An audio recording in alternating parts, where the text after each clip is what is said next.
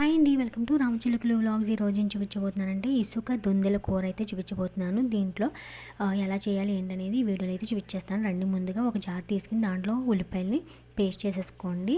అలాగే ఇదే జార్లో మనం టమాటాలను కూడా ముక్కల కింద కోసుకుని తర్వాత పేస్ట్ చేసేసుకోవాలండి.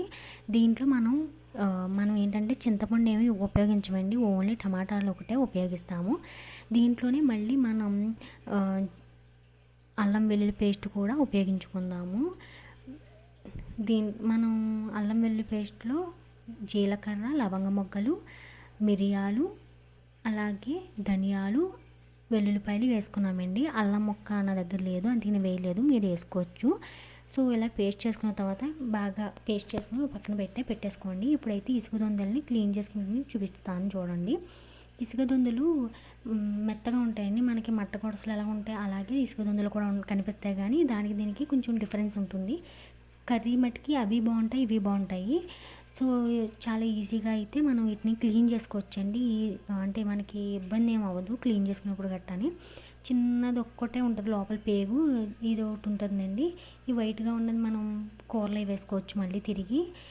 లోపల పేగు ఒకటే ఉంటుంది, ఆ పేగు ఒకటి తీసేస్తే మనకి లోపలంతా క్లియర్ అయిపోయినట్టే. సో తర్వాత క్లీనింగ్ మొత్తం పైన పులుసు గట్ట అంతా తీసేసుకుంటే సరిపోతుంది. అటు ఇటు కట్ చేసేసుకుని ఇవన్నీ మనం ఈజీగానే చేసుకోవచ్చండి ఇసుక దొందలు. కానీ కర్రీ మటుకి చాలా బాగుంటుందండి. ఒకసారి మనం తింటే మళ్ళీ అబ్బా ఇంకోసారి తింటే బాగుండు అన్న ఫీల్ అయితే వస్తుంది. చాలా ఈజీగా అయితే క్లీన్ చేసుకోవచ్చు. నార్మల్గా క్లీనింగ్ అయితే చూపిస్తున్నాను, అంటే అందరికీ వస్తుంది, కానీ చాలామందికి ఒక్కొక్క చేప ఒకలా ఉంటుంది కదా. ఈ ఇసుక దొందలు ఏంటంటే కొంచెం మెత్తగా దూదుల్లా ఉంటాయండి. కొంచెం జాగ్రత్తగానే క్లీన్ చేసుకోవాలి. చూసుకుని అయితే క్లీన్ చేసుకోండి. మాకు తల అయితే నార్మల్గా అయితే తీసేద్దాం, సర్లే కొంచెం ఎందుకులే అని ఉంచాము మేము. అయితేని మీరు కావాలంటే మొత్తం తలంతా తీసేసుకోవచ్చండి. చూసుకుని అయితే క్లీన్ చేసుకోండి. చూసారు ఎంత తుక్కొచ్చిందో. ఇంకా దీన్ని పిలికేసేసి మేము వంట మొదలు పెట్టామండి. ఇసుక దొందల్ని మేము ముందుగా ఉప్పు వేసి బాగా క్లీన్ చేసామండి. బాగా క్లీన్ చేసుకోండి, ఒక 5-6 సార్లు కడుక్కోండి. ఎందుకంటే కొంచెం మురుకు గట్ట ఉంటుంది కదా, సో అందుకని బాగా క్లీన్ చేసుకోండి. బాగా క్లీన్ చేసి పెట్టుకోండి. ఒక 5-6 సార్లు క్లీన్ చేసుకుని కొద్దిగా ఉప్పు వేసి కూడా కడుక్కోండి. ఇప్పుడు మనం పొయ్యి అనేది వెలిగించుకుని ఈ ఇసుక దొందలు ఉన్నాయి కదండి, వీటిని పక్కన పెట్టేసుకుందాము.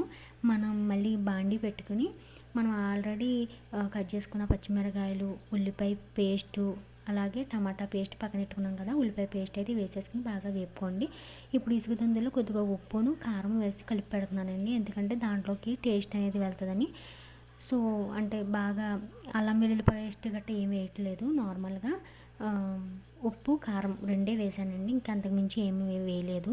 బాగా కలిపి పెట్టుకోండి. సో ఇలా కలిపి పెట్టుకున్న తర్వాత ఇది బాగా వేగిన తర్వాత అప్పుడు టమాటా ప్యూరీ అనేది వేసుకోండి. పచ్చివాసన పోవాలండి, టమాటా ప్యూరీ ఎప్పుడు పచ్చివాసన పోయేటట్టు వేపుకోవాలి. నేనైతే కరివేపాకు కూడా వేస్తున్నా. ఏ చేపల పులుసుకైనా కరివేపాకు వేసుకుంటే చాలా టేస్ట్గా ఉంటుంది. ఒకసారి ఎవరన్నా వేసుకోని పలమైతే మానేసుకోవచ్చు. దాంట్లో నేను గరం మసాలా అలాగే చికెన్ మసాలా కూడా వేసాను. ఫిష్ మసాలా వేసుకోవాలని రూల్ ఏం లేదు, చికెన్ మసాలా కూడా చాలా టేస్ట్గా ఉంటుంది వేసుకుంటే. ఒకవేళ లేదు మేము ఫిష్ మసాలా వేసుకుంటామంటే అది వేసుకోండి. ఇప్పుడు ఇసుక దొందలను అయితే మేము దీంట్లో అయితే వేసేస్తున్నాము. ఇవి కొంచెం మెత్తగా ఉంటాయండి, కొంచెం త్వరగానే వండేసుకోవాలి. మనం బయటికి ఒకవేళ ఫ్రిడ్జ్లో పెట్టామంటే ఒక 10 నిమిషాల్లో వంట అనేది అయిపోవాలి, లేదంటే ఇవి పాడైపోయే అవకాశం ఉంటుంది, ఎందుకంటే అప్పటికే మెత్తగా అయిపోయినాయి. అందుకని సో లాస్ట్న కొద్దిగా ఉప్పు కారం అన్నీ వేసుకుని వాటర్ వేసుకుని బాగా ఉడకనివ్వండి. ఇలా ఉడకనిచ్చిన తర్వాత మీరు చూసారో లేదో నేను నార్మల్ మసాలా మాత్రం వేసాను, లాస్ట్ మాత్రం అల్లం వెల్లుల్లి పేస్ట్ వేస్తున్నాను. ఎందుకంటే ఏ కర్రీ అయినా సరే ఫస్ట్లో అల్లం వెల్లుల్లి పేస్ట్ వేసుకోవద్దండి, దాని టేస్ట్ అంతా పోతుంది. లాస్ట్ మాత్రమే అల్లం వెల్లుల్లి పేస్ట్ వేసుకోండి, ఎందుకంటే ప్రతి కూర కూడా టేస్ట్ వచ్చేది ఏదన్నా ఉందంటే అల్లం వెల్లుల్లి కదా, సో అందుకని లాస్ట్ మాత్రమే వేసుకోండి.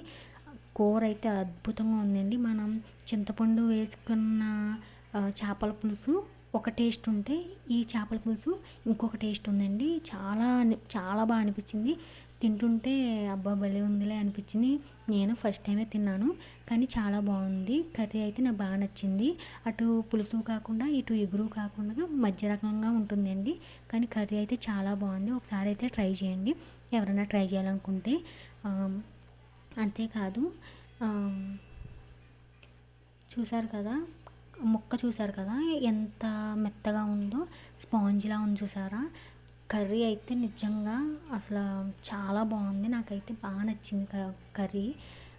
మీకు ఈ వీడియో నచ్చింది అనుకున్నా. Thank you so much.